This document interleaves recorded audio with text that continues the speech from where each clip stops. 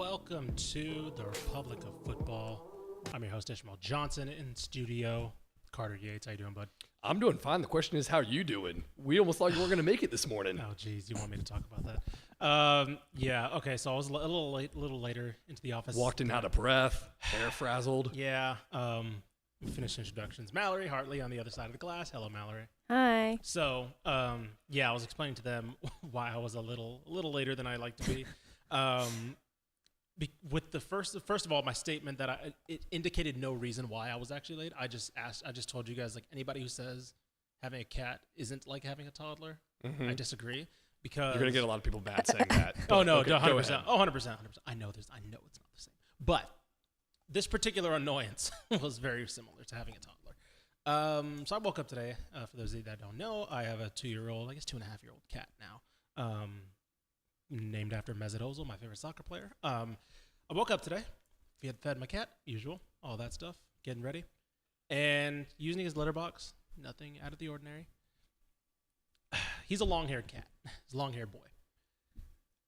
I guess he didn't finish using the bathroom before he started getting out of the litter box. Happens all the time. As Carter mentioned, you do that, naturally.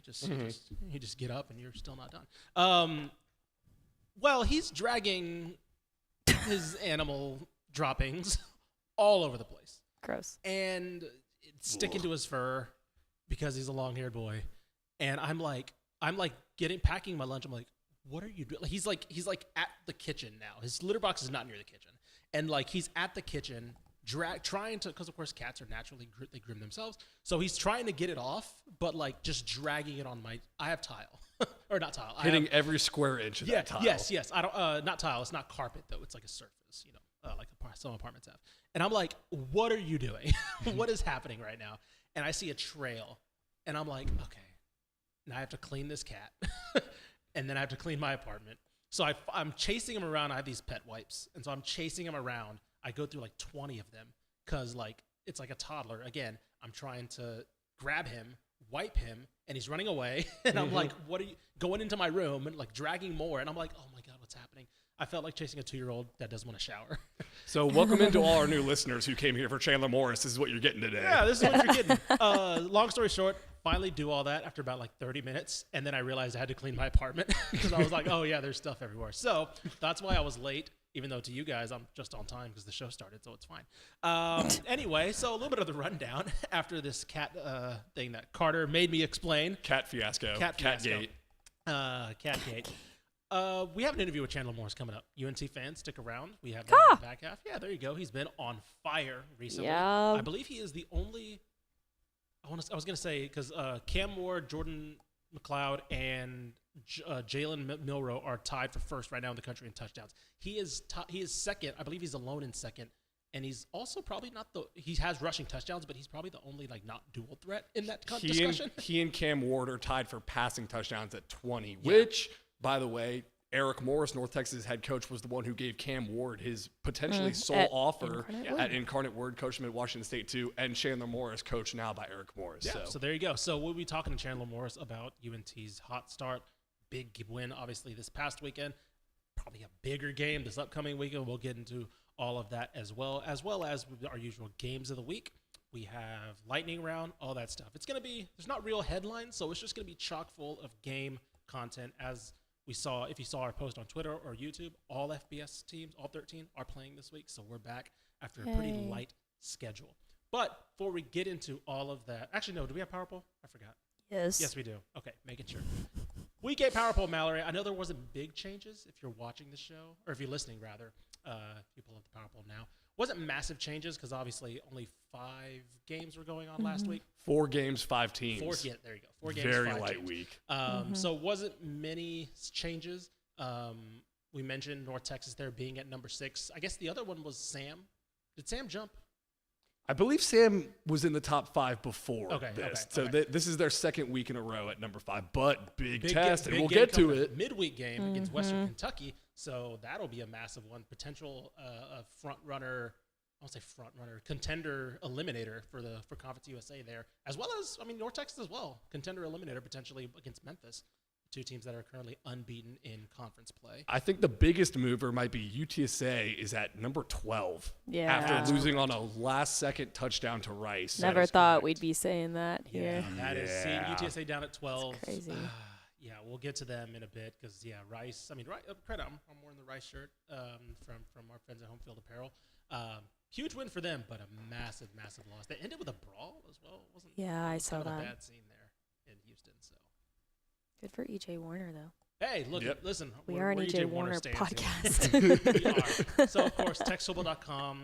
Make sure you check out every Saturday night / Sunday morning where we have the Powerball updated after the slate of games. Usually we try to get it Saturday morning or Saturday night, but it's certainly done by Sunday morning. So please, TexasFootball.com to check that out weekly if you want the updated Powerball. All right, before we get into our games of the week, we do have a word from our sponsors at Be Well Texas.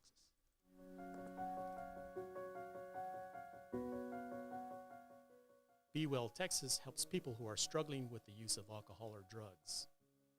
They offer high-quality, science-based addiction treatment and recovery services anywhere in Texas. Find help for you or a loved one today. Welcome to Be Well Texas. We're glad you're here. In many cases, there is no cost for treatment if you don't have insurance. Call 888-85-BE-WELL. Thanks again to our sponsors at Be Well Texas. Let me tell you about our other affiliate sponsor, Home Field Apparel. If you're watching the show, you see that promo code DCTF for 10% off your first time purchase at homefieldapparel.com. I dare you to go and find something you do not like, whether it's a shirt, whether it's a hat, whether it's a pullover, a hoodie. It's starting to get down. I saw a 70 coming soon in the highs. So a pullover, a hoodie is going to be on my agenda. I have a Lamar hoodie. So if you're a Lamar fan, yes, that is on homefieldapparel.com. Nice. My current, I know you're not seeing because the promo's up, but you'll see it throughout the show. My Love You Blue Rice Owls shirt right here, as you can see. This is a Home Field Apparel joint. When Rice dropped That's a those jerseys beautiful last shirt. year, they dropped these with Home Field Apparel. There you go. And those are the baby blues they just beat UTSA in. Exactly. Correct. I did not even put that together. That is correct. So, again, 10% off your first time purchase. Mallory, I know you're going up to East Lansing. So you can check out, Yes. Sure one of am. these Michigan State Campus Classic pullovers. And I'm going to need it because it's going to be cold up there. Yeah, there you go. Or you can get the Iowa one because I know you're also an Iowa fan. I It's gonna be could. very Yeah, I conflicting for could. you. I know. So, again, thank you to our friends at Home Field Apparel. Promo code DCTF for 10% off, your first time purchase. All right, Mallory. It's a light show as far as headlines, so let's just get right into it. I'm going to pitch it off to you for the games of the week.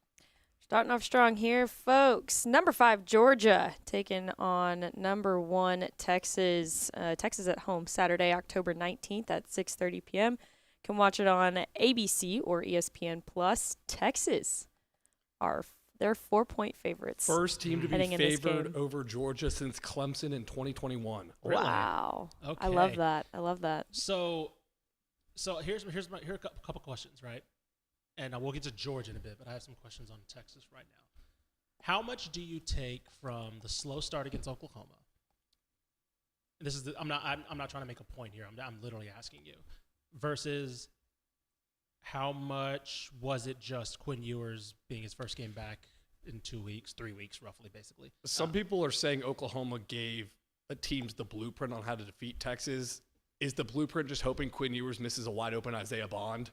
The receivers were wide open. Yeah. It's just Quinn Ewers was rusty in that game. Yeah. So hopefully he comes out better in this game against Georgia. And I think you kind of saw it in the post-game press conference when Sark said, 2 years ago when we won the Golden Hat, we thought it was the Super Bowl, right? And now it's just kind of another game, which is, that might come back to bite them when they play Oklahoma next year. That's going to be some bulletin board material. But you saw they brought Quinn Ewers to get ready for Georgia. Mm-hmm. Yeah, 100%. I think the only thing that I took from that game was that maybe Quinn probably should have got a couple snaps against Mississippi State. Maybe. I don't know if he was 100% healthy too, but I think that looking in that game, I was like, okay, maybe. Also, it shows that if you give Brent Venables 2 weeks to prepare for somebody, he can come up with something. Mm-hmm. Their issues obviously weren't defensive. They were offensive. They couldn't throw the ball or Hawkins couldn't make a read passes first. So, they were kind of hamstrung. But Venables was able to do something because he had 2 weeks to prepare. Yeah, and that's a good point because Sark versus Venables was an offensive mind versus defensive mind clash right there. Well, Georgia's got Kirby Smart, Will Muschamp on the other side, and Glenn Schumann. So that is a three-headed monster. I was about to say, I'm very fascinated because Georgia, a lot of talk heading into the season was QB1. Who would be QB1 in this draft, right? Quinn Ewers or Carson Beck? Obviously, Shooter Sanders is in that discussion as well. Cam Ward's kind of made his way into this. I was about to say the answer is neither. Maybe. Yeah, I was about to say, yeah, maybe. But as far as the answer in July, the question in July, I'd say Carson Beck has played fine. Like, he hasn't been, I don't think he's been the clear-cut QB1, right? It's why Cam Ward or Shooter Sanders have kind of worked in this conversation. Obviously, Ewers has been injured. I think it's been more interesting to see kind of the run game be inconsistent for Georgia. Like, Trevor Etienne has not been that great. And I think if you're going to go at this Texas defense, I think you're going to have to be able to run. I don't know if you can go into this game with Carson Beck with this game being on his shoulders. Because he's made some mistakes. I believe against Mississippi State, he had 2 picks. Yeah. And I don't know if they have a rusher. I think they have 2 rushers who have roughly 5 yards of carry, but like they're not really relying on them, I think, as much as I thought they would heading into this year. What I'm curious about is, where does Georgia have the positional advantage over Texas? It's maybe running back and maybe the quarterback, and other than that, I think Texas is better everywhere. Yeah, we're getting to that point where we start to have it's weird to say because again they've only been in this discussion for a year, going on 2 years, but it's like we're getting to that Alabama-Georgia place with Texas where it's like, are they just the better team on paper against whoever they play, barring like maybe Oregon this year? You know, like the one team maybe that they haven't played that's not on their schedule that you can kind of fantasy book in your mind. It feels like Texas is Sparta and Georgia is the Athenian Empire, the Peloponnesian War, and Texas is about to be the new empire. Right. Well, it's like, because Georgia, here's the other thing with Georgia, I'm looking at their schedule. They've had some games where they just have, like Kentucky was a really weird game, right? 13-12. They had to sneak that one out. Alabama's had issues, and of course they ended up losing that game. Again, I think Alabama is good. I think they just had some bad games. Well, they also spotted Alabama 34 points. Sure, 100%. They probably should have got waxed in that game. So, but we haven't seen that from Texas, right? When they do start slow against Oklahoma, the defense is good enough to where they really don't have to worry about it. Yeah, but this is a measuring stick game for Texas because 100%. They've only played 2 really good teams, and they're kind of just 2 really good helmets. In Michigan and Oklahoma, that Oklahoma offense was anemic. Yeah. And Michigan's offense, too, is now on their quarterback. Can't throw the ball right now. No, exactly. So I agree. I think this is going to be a very good measuring stick game because Texas doesn't get the other measuring stick in Alabama this year. So this is kind of like the SEC, like this is the true welcome to the SEC game, right? This is you get the game day atmosphere, you get hosting the big dog, the new big dog, quote unquote, and you don't play the other one, right? This is like going to the Big Ten, and maybe you don't get Ohio State, but you get Michigan, or you get Michigan, but you don't get Ohio State, right? And if Texas comes out, I mean, at home, this is now a really good home atmosphere, which you couldn't say maybe 3 years ago. I don't know, man. I really don't see Texas where Texas loses this game on paper. Right. Well, the advanced stats hate Georgia in this game. And we talked about it with Rice and UTSA, and we thought, hey, maybe these advanced stats, we're smarter than the advanced stats. Well, they were right. I would say, like, I think the thing that you can say is, because, again, advanced stats are a tool, so you can take whatever you want from it. But I think what you can say is that Texas has not yet shown a weakness that gets them beat. And Georgia has, one, lost already, and also shown weaknesses against Mississippi State, against Alabama, which they ended up losing, of course, but, they ended up, they lost that, sorry. But you mentioned the 30-point deficit. Kentucky, I mentioned, right? Auburn, they didn't really look that great against Auburn. Again, another offense that couldn't move the ball really at all and still hung around. So it's like they've given some weak points, some points of emphasis where you're like, how good is Georgia? But Texas did show a bit of a weakness, I would argue, and this is from Mike Craven, who this is the most advanced stat you'll ever get from Craven, who noted hater of advanced stats, but first down offense. So I went and calculated the numbers. Yeah. Texas had a negative or no gain play 10 different times on a 1st and 10 on 25 attempts. Yeah. So 10 out of 25 times they were either 2nd and 10 or behind the chains. If Quinn Ewers in the Texas offense, I said it on the recap show, if they play like that in the first quarter, you're spotting Georgia 21 points instead of just 3 points like you did versus Oklahoma. One thing I will say to cap that off, I wonder how much of that had to do with them trying to figure out the run game. And I wonder if they figured it out now that Trey Wisner might be their guy in the backfield. And if they go into this week knowing that Trey Wisner is the guy and maybe have these other guys spelling him. He looked good. Yeah, he looked really good. And again, he wasn't somebody that he was on our radar as far as like, we talked about Gibson, we talked about Blue, we talked about, it was like, oh, these guys. And it was like Wisner was kind of 4th in a lot of people's minds. We knew he was good coming into Texas, but he's kind of established himself. He's really had to step up, with all the injuries. I wonder going into this week if that changes at all, because Sark is such a scripted, balanced guy to where it's like this play sets up this play, sets up this play, that like maybe the first down, if it's a run, it hasn't gotten it, or he's maybe had to dial up a pass sooner that he wants on first down to where he can't. So I don't know. I'm wondering if that maybe changes that trajectory. But I agree. That's been an interesting point, that their first down success has not been as good as it has been in the past. Hopefully there's no pregame meeting between Bevo and Uga. I was just remembering that before. I was like, that was the last time these two teams played. Somebody was and smart that was enough when to think. you thought the dynasty was going to start under Tom Herman. Right. And then it ended up having delayed by a couple of years. But that's an interesting parallel. That poor bulldog. Somebody thought it was smart enough to say, what if two wild animals met?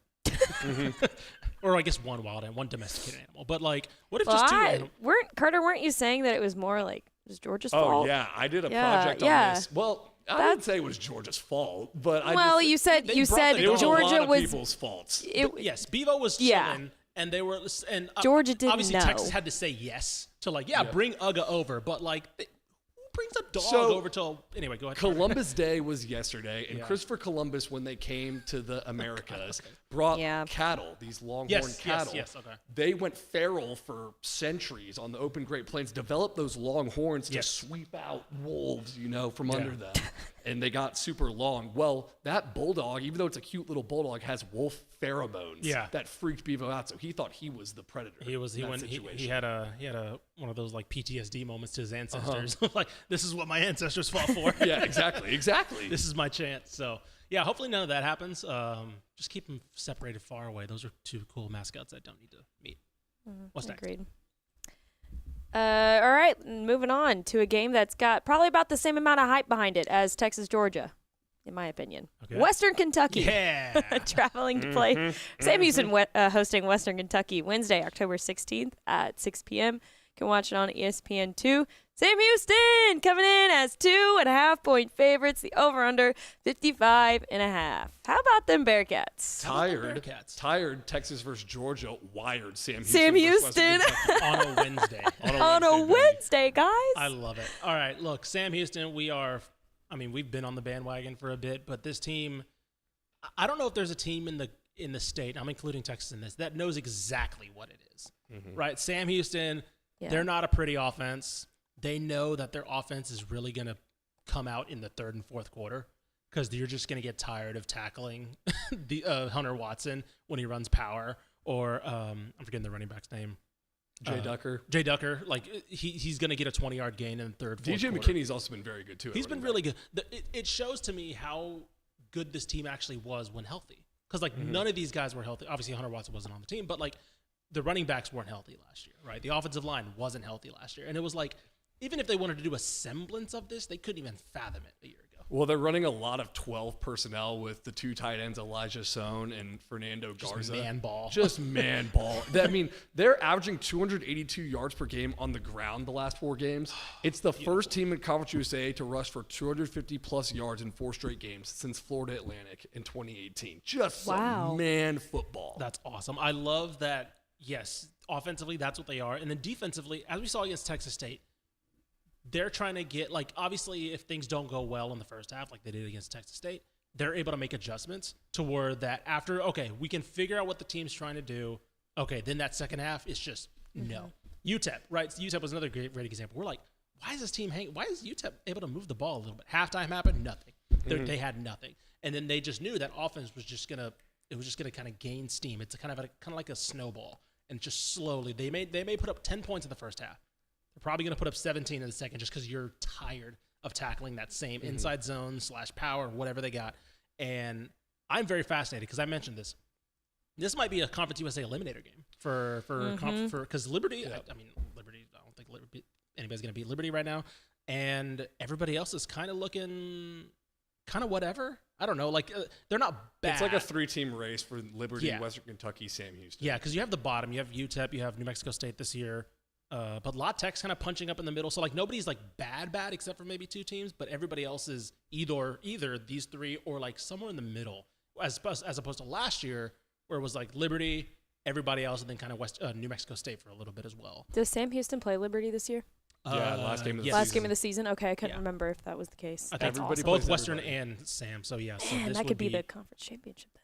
That rocks. We'll see, man. I'm very Possible. excited. Hey, don't look ahead against I'm Western sorry. Kentucky because it's hard to look ahead. I said could be. It's hard to look ahead against Caden Veltkamp, the Western Kentucky quarterback who's 6'6", but you can't. I'm look over excited that. I do about love Sam that, like, Houston, okay? Does Western Kentucky have the tallest quarterback room in the country? Because Yeah. TJ Finley was TJ the Finley, projected yeah. starter, 6'6", 6'7", and then Caden Veltkamp has been the backup, and he's been playing obviously because Finley's been out, 6'6", 236. Yeah, but Sam Houston has the strongest quarterback room in the country. At least that's what the coaches said when I was there in spring. Listen, look, if they're even like, obviously Hunter Watson's an insane athlete, so like if they're like 75% of him, that's fine. I believe it. I believe it. No, I'm very excited for this game because Western Kentucky, I think, has looked real. They kind of, ever since the Zappy and Kitley left, I think we've forgotten a lot about them.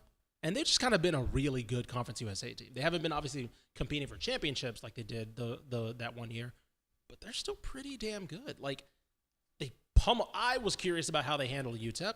They pummeled UTEP. There was no issue there at all. And, of course, they lost to Boston College when they didn't have their quarterback, so I was like, okay, sure, whatever.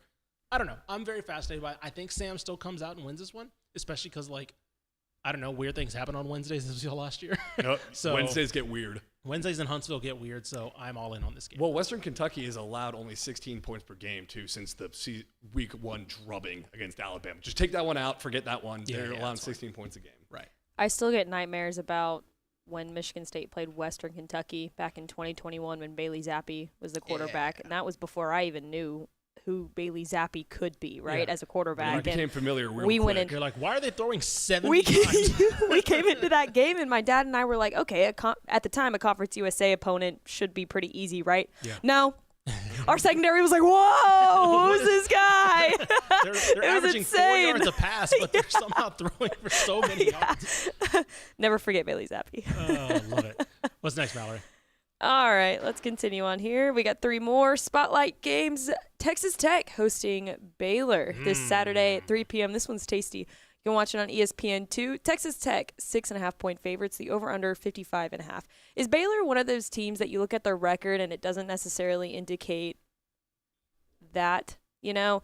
I feel like they've had a lot of close games that they just haven't been able to pull out. Obviously, they've had some pretty bad losses too, but Yes and no. Yeah, I get what you're saying on the field because they're very close in all these games, but the vibes I was are just- horrendous. It's a I was vibe. literally It's a about vibe- to say vibes they thing. are I a 2 and 4 completely agree. vibe team. the vibe, yeah, On correct. the field, yes, I agree. They are Okay. a team that should be That's a good way to probably put it. having a winning record right now, but Good the way to put vibes it. are definitely 2 and 4. Like, Dave Aranda came out of the bye week and said the team has a fair amount of juice coming out of it. So he's a fair not- amount of juice. Look, okay, so he's not in his depressive phase yet. Not with the, yet. with the quote. We're So I think teetering. we have something here. I'll say this, right? The problem for Baylor is going to be obviously that basically everywhere on the field, Tech's better this year. Also, you go into Lubbock. That's a tough. Like, if you want to catch a Tech that's rolling, you want to catch them on the road, and they're not catching them on the road. They're catching them in. Is this a night game? No, it's an afternoon game. Okay. Yeah. So regardless, Joey knows how to win in Lubbock, and right now, at least at this day, they're probably better everywhere on the field, which is not something you always say about Baylor and Tech. Yeah, I think so. The one thing, it's crazy to say. Here's the one area I think Texas Tech could struggle against Baylor. The Baylor passing offense might be better than Arizona's because I know Tedero McMillan is a wide receiver 1 in the NFL draft, but that was Sure. the only guy they had to guard. Yeah, that's fair. Sawyer Robertson has been quietly awesome this year. He's been really Yeah, good. he has been And good. they've got 3 wide receivers that they can go to. Josh Cameron, Hal Presley, Monterey Baldwin's still there. That's true. Right? That's Keetron true. Jackson, the tight end, gets a lot of play. That's true. So That's true. that's the one area I could see giving Texas Tech fits because, look, they're the top-ranked scoring offense in the Big 12, the last-ranked scoring defense. That's a great point. Yeah, I'll say this as well. The issue for me is going to be Baylor running the ball because I That's think been an issue for a long time. they've been an issue. But it's Yeah. like we kind of thought it would maybe. I thought it was going to get better, and it's just Yeah, has not. because Spavital is somebody who, even looking back at his Texas State teams, they were able to run the ball a little bit, right? Obviously, he had his issues there, but like he's known as this passing spread guy, and I think that's what's helped Sawyer Robertson. Definitely hits a system that's familiar with him, but they haven't been able to run the ball, whether that's an offensive line issue or just the talent hasn't been there. I think it's a combination of both, maybe.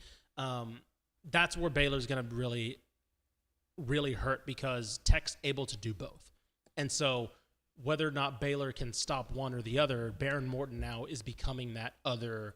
He's becoming that 50-50 on offense, right? Everybody knows the game plan's Taj Brooks, but now that Baron Morton is healthy and they're able to protect him, he's able to be that other load of the offense with Josh Kelly getting involved. Now, as we've seen Coy Aiken breaking out, Caleb Douglas looks really good. So it's like their weapons are starting to emerge everywhere outside of Taj Brooks, and now it becomes like, can Baylor keep up with that almost? And it might be raining, too, in Lubbock.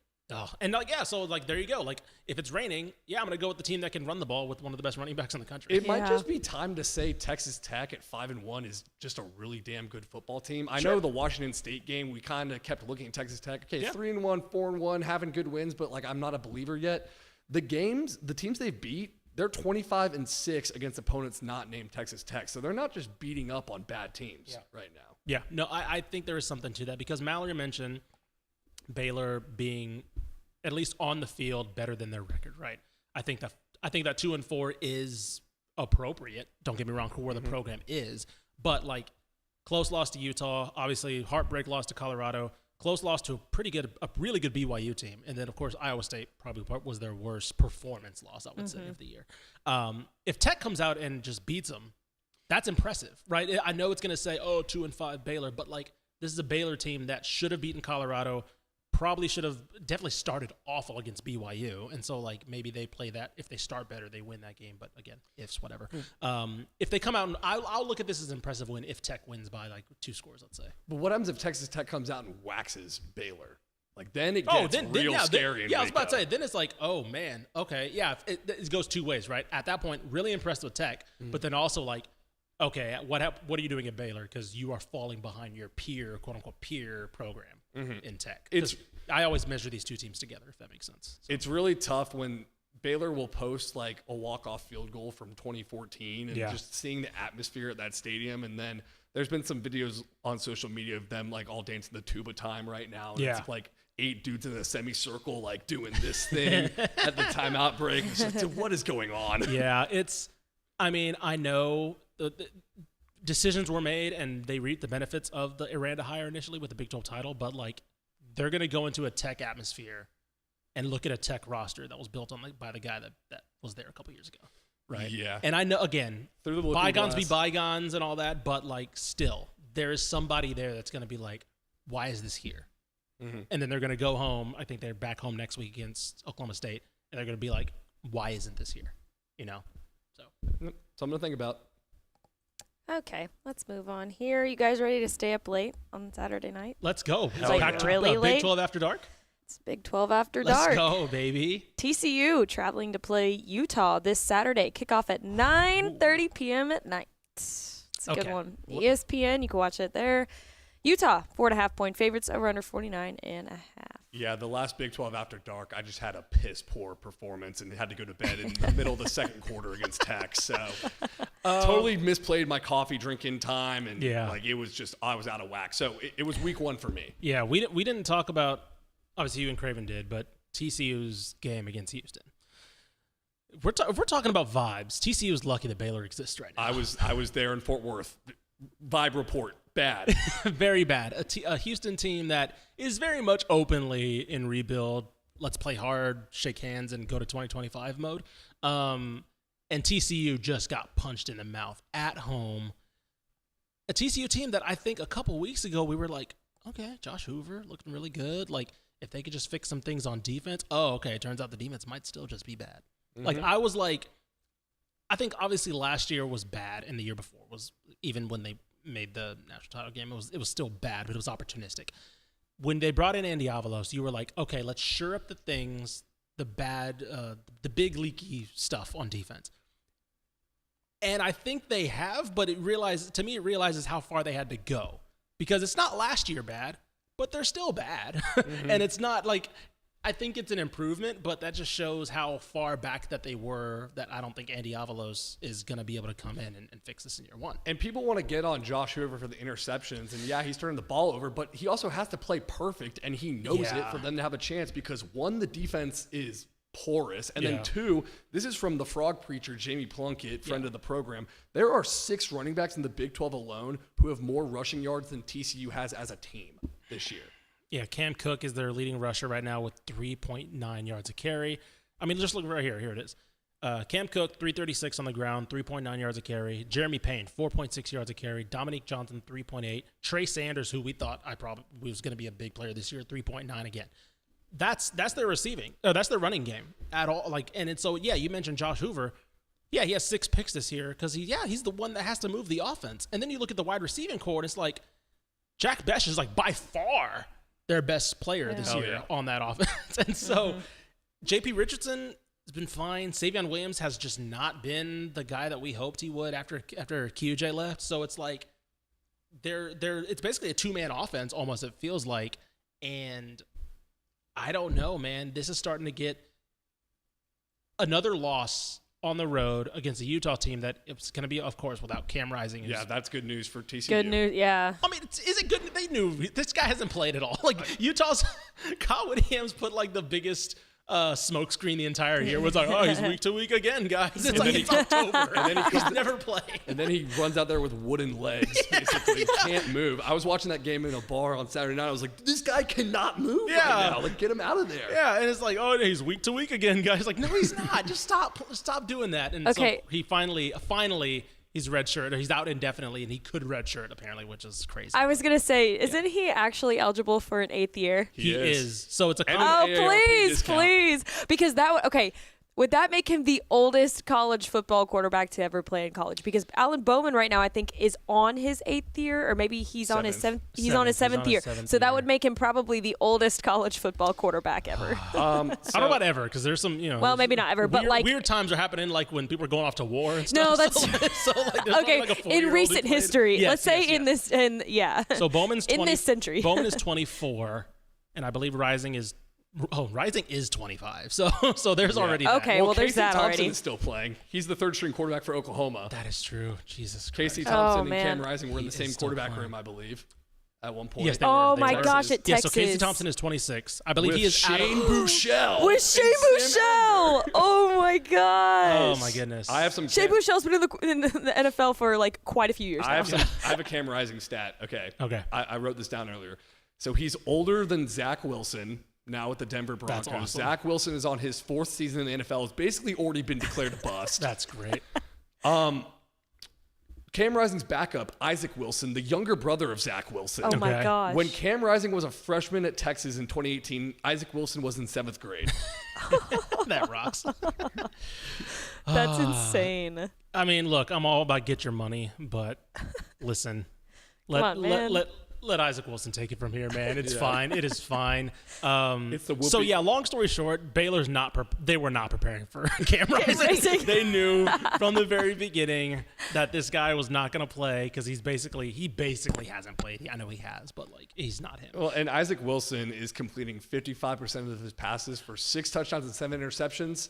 So Utah's going to build the whole plane out of running back Micah Bernard because TCU also can't defend the run. They're second to last in the Big 12 in defending the run. They're very bad at defending the run. I mean, as we saw last week against, when Houston put in Zion Chris, or I guess he started the game, but like when Zion Chris came in, it was like they couldn't do anything. It was like, a guy who can run and pass? Oh my God, what's happening here? Craven made this point on one of the recap pods when Sonny Dykes is saying, I thought we'd be a really good running football team this year. It's like, yeah, because in fall camp, they were running on your defense. Yeah, that's a good point. Yeah.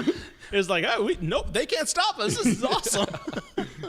Sonny Dykes in company right now with Mac Brown, Lincoln Riley, and Deion Sanders. Good company, right?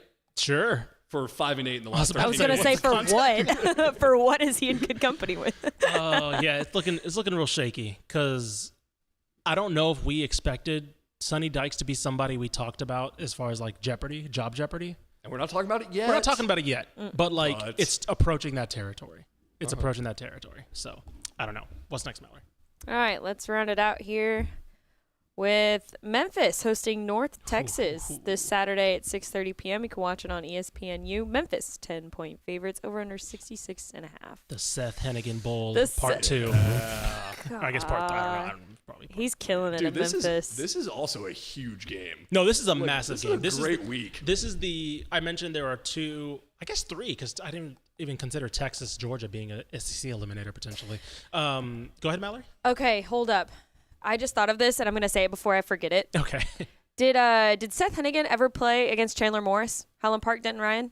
Yeah, they probably did. They probably did, didn't they? That's the game where Jatavion Sanders had the one-handed catch over the Highland Park defender, right?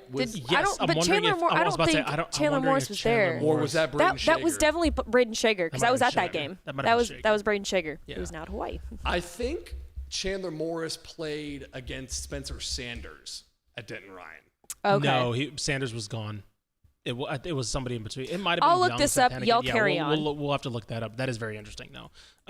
Potentially two state winning quarterbacks because they both won one. Mm-hmm. So, look, this is going to be a fun game, a very fun game. Awesome. UNT last week should have lost that game, and to FAU, because FAU was not a good offense heading into that game, and the defense reared its ugly head again. It was like UNT got stopped once or twice on offense. All of a sudden, that's all FAU needed to kind of take a lead.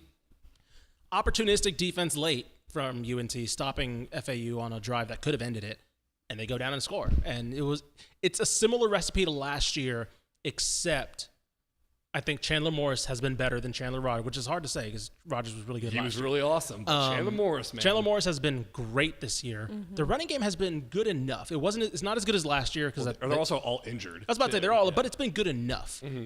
And the defense has been more opportunistic this year, right? They have more turnovers this year. Last year they were just getting gashed on the ground. They couldn't stop the pass, whatever. So it's been better.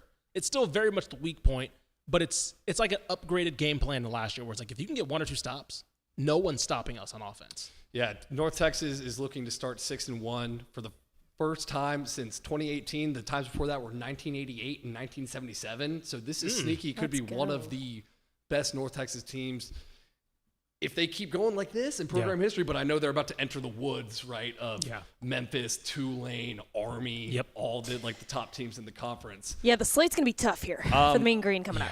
I have a stat for you, Mallory. The last time North Texas took down Memphis was October 18th, 1980, which was also Cam Rising's freshman year. And North Texas is 4-18 against them overall. Love that. That's a great stat. Here's the thing for me. So we're going to talk, everything's going to be a lot, rightfully so, about Chandler Morris and Seth Hennigan. Which, by the way, I just looked it up. What's up? Chandler Morris was class of 2020. Seth Hennigan was 2021. Okay. So they did play then. They did. Okay, there you go. Who won that game? I don't know. All right, we'll keep talking. I think Hennigan might have because they went to state back-to-back years. So I think maybe we'll see. Revenge game. Yeah. For Chandler Morris. So with that being said, this is what happens when you let high school nerds on this podcast. I know, too. right? Exactly. Texas high school football nerds. Memphis, the difference in this game is going to be, to me, Memphis' running game. Because Memphis, one, they can run the ball. And I worry, because as we saw last year, this game came down to a Hail Mary, essentially, right, in Denton, and Hennigan's return home. Hennigan's prone to not play the cleanest games, right? Mm-hmm. He's not mistake prone, per se. He's only thrown like 1 or 2 picks this year. But Memphis is in a place where they don't have to rely on him a lot because I believe, if I can, Mario Anderson Jr., 5.5 yards a carry, Brandon Thomas, 6 yards a carry, and that's kind of the only 2 they've relied on. So they can run the ball very, very well. And what can North Texas do? What can't they do on defense? I was just about to say, what can't they do? Stop the run. So that's going to be the big worry for this game is what happens. North Texas has been opportunistic this year on defense, as we've seen from their nice Stone Cold inspired celebrations, turnover celebrations. But what happens? Awesome. It's a great bid. It might be the best one. It's up there with Club Takeaway at SMU. Club Takeaway, that one. I like the slot machine at UNLV too. That's a good one. Yep. That rocks. But no, the Stone Cold water bottles is pretty dope. If they don't have to throw the ball though, can you force some fumbles? Is that defense similarly opportunistic? Is what I'm going to say. So that's my only worry for this one. Is it's at Memphis and they can just control this game on both phases of the offense. But at this point, like you can't ride off Chandler Morris. He's only had 1 bad game on the road against a team that's a better caliber than any other team they're going to play this year in Texas Tech. I was about to say the only time the Stone Cold celebration wasn't cool when they did it versus Texas Tech. That was the funniest. That was the funniest. Doing a turnover celebration when you're down by like 50 It's like the dance. It's like the Fortnite crying kid dancing. It's like, do the dance, do the turnover celebration. This is where we find out if North Texas is for real. Yes. In the American Athletic Conference, Yeah. because they are a conference contender, but Yes. I think they're the one I look at and say they haven't been totally tested. Yeah, yet. you've been very open about that, like saying like they are a contender based on their record, based on their resume, 100%. But Play the somebody. Correct. Yes, play somebody. And this stretch of games, really, not even just this game, this stretch of games, even including, I'm going to throw UTSA in there just because they always have voodoo with North Texas. Doesn't matter who's good, who's bad in that game. It's like a Texas OU situation. Memphis, doesn't matter. Tulane, Army, UTSA. This is it. Yeah. This is it. If you can 1, 2, 3, 4, if you can go 2-2 in this stretch, I think you're still in the race. I really do. So if you go 500, if you go 3-1, okay, watch out. You're a front runner at that point. Obviously 4-0, well a front runner, but 2-2, for real. You're for real. Mallory, weren't you at the Memphis game last year? North Texas versus Memphis? I don't remember. Somebody was. I thought you were Probably. at it because wasn't that the game? I was at. It was Hennigan took him down the field in a Hail Mary in the last play of the game. Yeah. Oh yeah, I was. Oh, Because I so was like, hard to the bury the return memory. of the return of Seth Hennigan, and didn't, and he just come. Yeah, I wasn't I gonna- was. I absolutely was. I couldn't remember. 45 but to 40, that final score Yeah. was. I wasn't going to let you forget that. Thank you, Carter. The camera could not get its eyes off of Dave Hennigan, who just flashed That's in right, every because single Dave drive. Hennigan was there. Yeah. Yep. Oh my gosh. Dave Hennigan crying in the stands. Yeah. So beautiful. Seth Hennigan had I think 40 family members there. Yeah, 100%. Yeah. He took up like the entire away section. As he should. They should. Yeah, it's a homecoming game for him. Yeah. So last time he'll be able to play the team from Denton. So True. theoretically, I don't think he has eligibility after this. I don't know who has eligibility and who doesn't at this point, Fair enough. I don't think it's fair to say that he has none left. he Yeah. might have 3 years left. Who knows at this point. Alrighty. I think That's all it for the games of the Spotlight. week. Yeah. Yep. And we got? speaking of North Texas Yes. So we have and Chandler Morris. And Chandler Morris. Yes. Actually, well, first, I forgot to mention the Texas Tech. Oh, correct. Go. So I will do that first. We got so into games that we forgot to mention. The Gambling Gauchos will have a game preview for Baylor at Texas Tech. If you are going to this game, visit Lubbock. Our friends at Visit Lubbock. First of all, check out the Gambling Gauchos, who will have the preview on this game as well. In-depth experts know more than us on it. They're lifelong Tech fans. But if you're going to this game, please check in with our friends at Visit Lubbock, Lubbock Sports. There are high school sports around there, a bunch of high school games on Friday, Thursday if you're going up early. Restaurants around town, all that stuff in the city of Lubbock. If you've been to Lubbock and if you're an outsider who's not known about Lubbock, that's actually a pretty underrated spot to go, in my opinion. So if you're making your way up, if you're a Baylor fan making your way up, visit Lubbock for your needs, your eats, your hotel stays, all that stuff. They got you covered. Appreciate our friends at Visit Lubbock. And again, this week we will have the preview from the Gambling Gauchos on TexasFootball.com. Without further ado, we ended the games of the week with UNT at Memphis, and we're going to talk with one of the quarterbacks that will be at that game against his old high school rival, Seth Hennigan. Here's our interview with Chandler Morris, North Texas quarterback. Hello and welcome into the Republic of Football podcast. I am Carter Yates, joined here by senior college writer Mike Craven, and we have our first player interview of the 2024 season, North Texas quarterback Chandler Morris. Chandler, how does it feel to be 5-1? It's great. Obviously, getting that win last week in Florida, that was a difficult one, and just trying to build some confidence around here and get everyone rolling. So it's been a lot of fun. So we're seeing that the North Texas fans are calling you C4 right now. You should look into getting that trademarked, by the way. That's an awesome nickname. I know the number 4 though goes back to a story of a guy your dad used to coach in high school, right? Yep, it goes back to Jevin Sneed. My dad coached him at Stephenville, and I grew up. He babysat my sister and I. We knew him for a long time. He had a great career. He initially went to Texas, transferred to Ole Miss, had a great career there, and we lost him to a suicide in 2019. So I've always worn number 4. That dude was Superman when I was growing up, and just kind of wanted to wear 4 for him. As you mentioned, your dad, Chad, legendary high school coach, wide receiver coach at Texas State right now. I'm curious, what's the best part of being a coach's kid, being the head coach's son going through high school? It was definitely kind of going up there in the facility and being around his players. I got to really grow up in a locker room and hang around them and get to go out to practice. And when he was at Clemson, Coach Sweeney did a great job with all of us coaches' kids. I mean, he kept us involved. And I mean, there was literally a day at practice. We're down there in the end zone playing freaking backyard football in the end zone of the indoor. And Coach Sweeney moves practice because of us and puts it on a different field because we were down there just cranking heads, hitting heads, and playing football down there. So it's been awesome just to be able to be around the players and really pick up some stuff while being out there at practice. On the flip side, what's the worst part about being a coach's kid? Because I'd imagine I went to school where I had an aunt teaching, and it wasn't always the funnest, right? Like everything got back to my parents. What's the worst part about being a coach's kid? Probably the losses. I mean, it's a tough business. It's very cutthroat. So whenever things aren't really going well, there's a lot of outside noise and people feel like they know it all and they have something to say and they have all the answers. So probably that part. And then I mean, growing up, long late nights for my dad, kind of during season, Tuesday nights, Wednesday nights, he'd be getting home pretty late. So not really getting to see him much there was probably not the most fun part. So I read a Dallas Morning News article before the season from Sean McFarland, and it said that your dad had texted you before the season. He's like, Chandler, this is the most fun you're going to have playing football since high school. You're a state champion at Highland Park. So is it the most fun you've had since high school?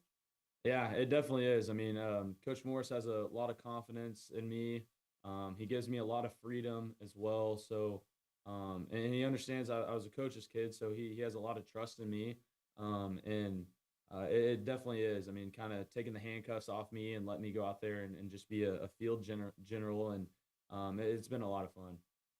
Now, after that Florida Atlantic win, when you guys were doing the post-game press conference, I mean, the way Coach Morris looks at you, like we all want someone to look at us the way Coach Morris was looking at you. What's your relationship like with him?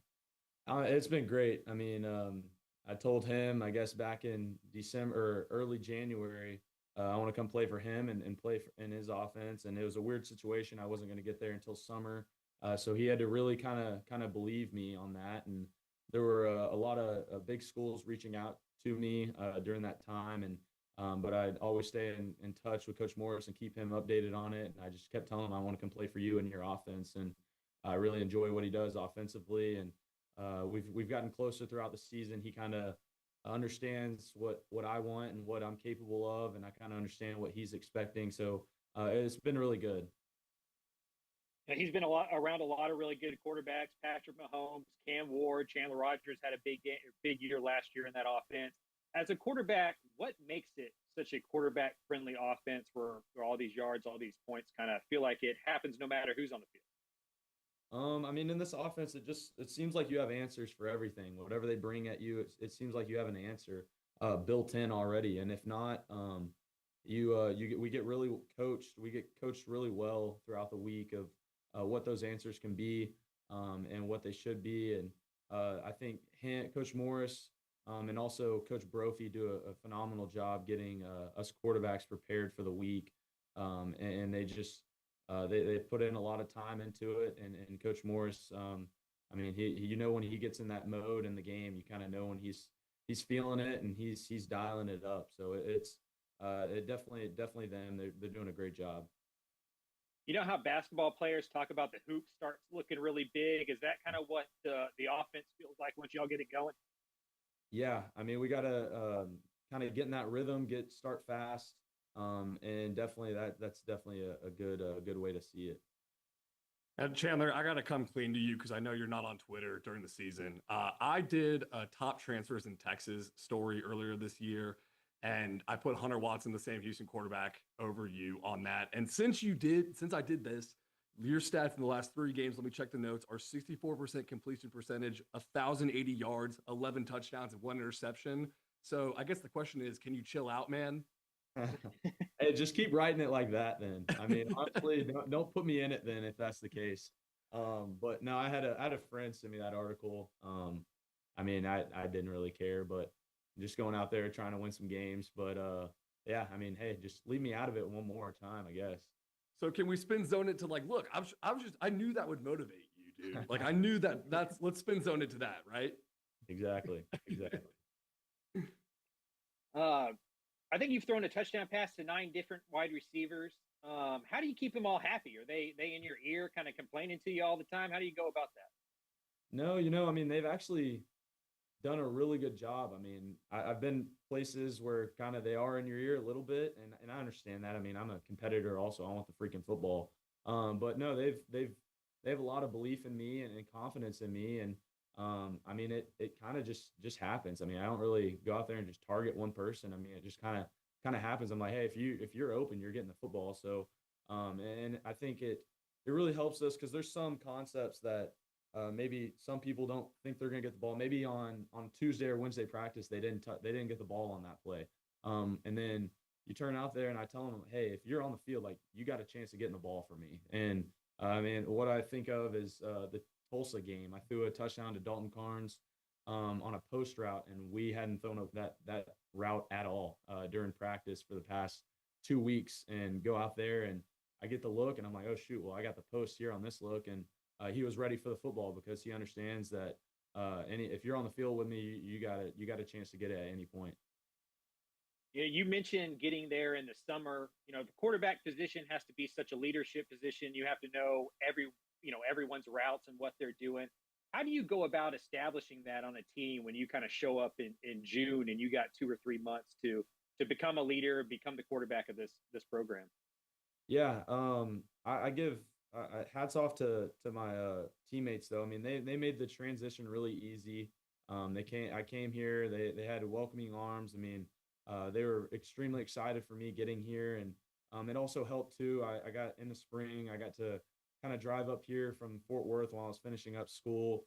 I got to drive up here and throw with them occasionally on the weekend, and also kind of watch some spring ball, spring practice, watch them compete. But I think my teammates really helped me out a ton when I made that transition in the summer.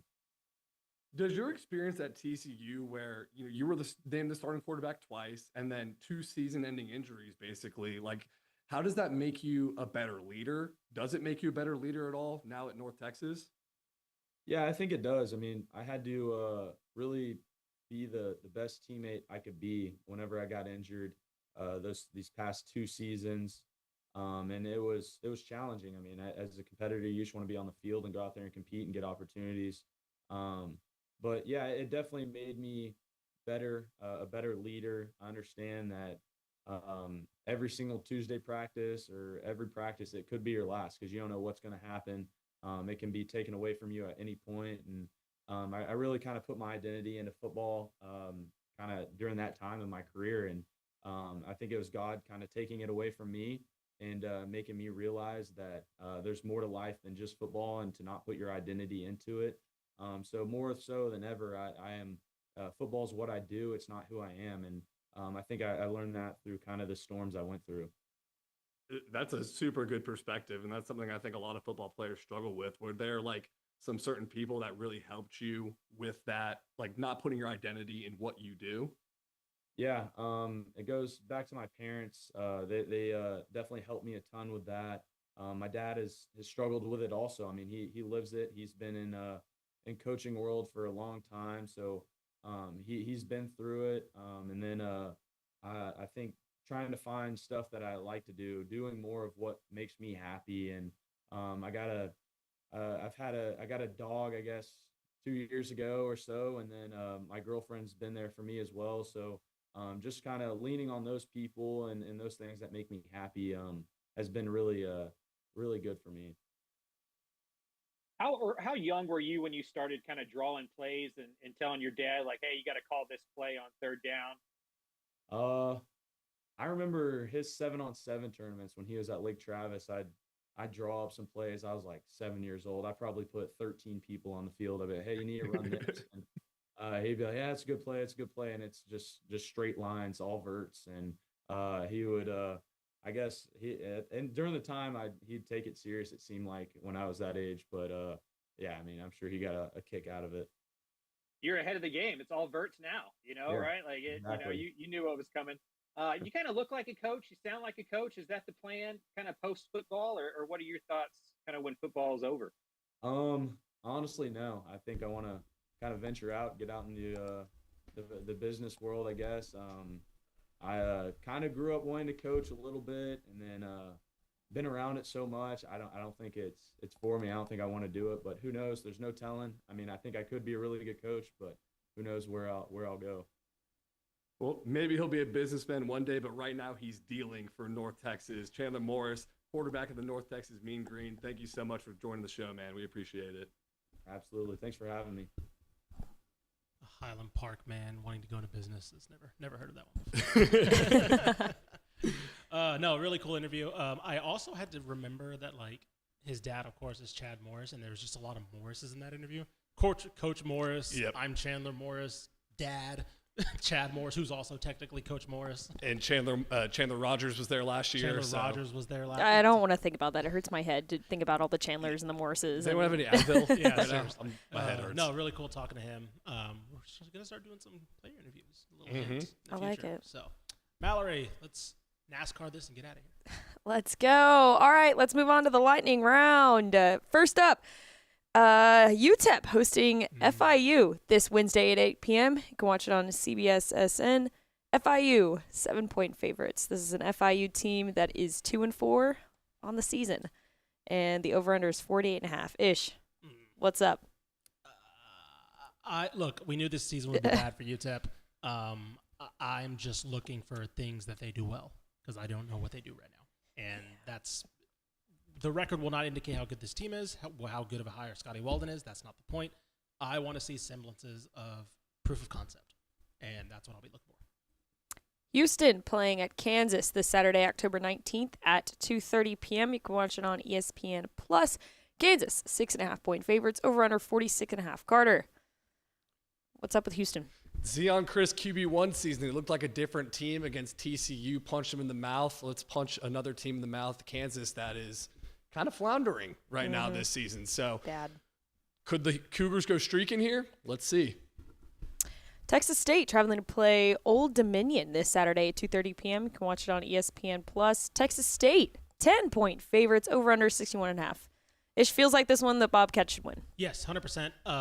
Last week the vibes were really good. They beat Arkansas State team that drubbed them last year, I believe put up 70. So that was a great emphatic win. They've had back-to-back emphatic conference wins. Let's make it 3. I think it can happen. ODU, kind of on the only issue there will be on the road, East Coast, but I think they'll get it done. UTSA hosting Florida Atlantic this Saturday at 2:30 p.m. You can watch it on ESPN+. UTSA, 3-point favorites. The over/under 55.5. Carter, take it away. I don't know how UTSA is favored, but if there's a team that needs a win, it's UTSA right now. Literally. Rice playing at Tulane Saturday at 2:30 p.m. You can watch it on ESPN+. Tulane. Can anyone guess how much Tulane is favored by right off the bat? 17. 22.5. Oh, my God. Over 54.5-ish. You gave me the biggest reaction, so you get this one. I got the Love You Owls shirt on. Look, after last week, I was like, Let's at least cover. how's this season? Rice. How can this season go? I looked at their schedule like, okay, never mind. Look, playing with house money, man. You're down. You're over 3 score underdogs. Pull something out. I don't know. Good talk. Good talk. Good talk, guys. Number 14, Texas A&M playing at Mississippi State this Saturday at 3:15 p.m. You can watch it on SEC Network. Texas A&M, 15.5-point favorites, over/under 56.5. Carter. Texas A&M's going to stay undefeated in SEC play. Mississippi State is not a good SEC team, and don't look now, but Texas A&M has a chance to make things interesting coming down the last half of the season. I know. All right, and to round it all out of our Week 8 slate, number 21, SMU, traveling to play at Stanford this Saturday at 7 p.m. You can watch it on ACC Network. SMU, 15.5-point favorites. The over-under, 54.5-ish. Round us out. All right, SMU, you've had a week off to hear about how awesome you guys are now with Kevin James at quarterback. Unbeaten in conference play. Stanford, I believe, 1-2 in conference play. Let's make it 1-3. I think SMU gets it done pretty easily. Show you're about to be one of the big dogs in the ACC. I believe you're tied for first now. I think Clemson has the most wins, so they're technically in first, but you're right there with Miami. Nothing's stopping y'all. Y'all don't play either of them this year. Keep Nope. going. Nope. That'll do it, folks. Boom. That's it. There you go. And then should I preview my game that I'll be Yes, you at? should preview your game. absolutely, Okay. Mallory. Give us a I did breakdown. not look at any of this, so let me pull it up really quick.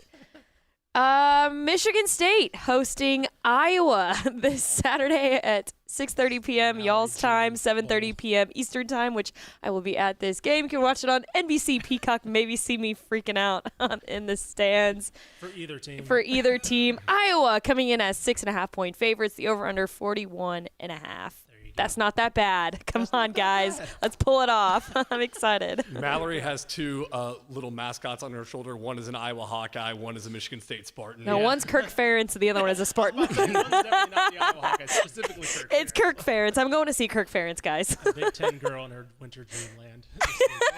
Literally. So there you go. Keep an eye on that game if you want to see Mallory potentially get escorted off if she tries to hug Kirk Ferentz. Aren't you a Michigan State fan? Yeah, but I like Kirk Ferentz. Anyway, that'll do it for us. Please remember to watch out for Sunday morning / Saturday night for the Power Poll on TextualBall.com, as well as the recap episode. Subscribe at Republic of Football everywhere you get your podcast, whether it's the Republic of Football Network or just its individual show. Spotify, Apple, all that stuff. By the way, we should be having, I believe we have a hub page now live on TextualBall.com that has all of our podcasts, including Textual Today, Women Talking Let's go. Football, Zone Star State, all of that stuff right now on TextualBall.com. Please rate, subscribe. It really, really helps us out, as well as send your money to us for this right here. If you're listening, it's TexasFootball.com for Dave Campbell's Guide to Texas Football, written by our very own Mike Craven, for any and all historical coverage, as well as a nice little roadmap to your travels across the state if you are trying to hit up any of the 13 FBS programs in the state. Dave Campbell's Guide to Texas College Football. Please order one now at TexasFootball.com. We will talk to you guys next week. Carter and Craven will talk to you guys this weekend to recap a busy, busy weekend with all 13 teams playing. Appreciate you guys watching. Go Rutgers. I didn't see what they're Hey, if you need me to hop on to preview to recap Recap my it game, let from me the know. scene. Only I'll if let we you know. win, though. If we From the don't win, scene. I don't want to be on it. Go Rutgers beat UCLA. And Yeah. Mike Elko, give us a call.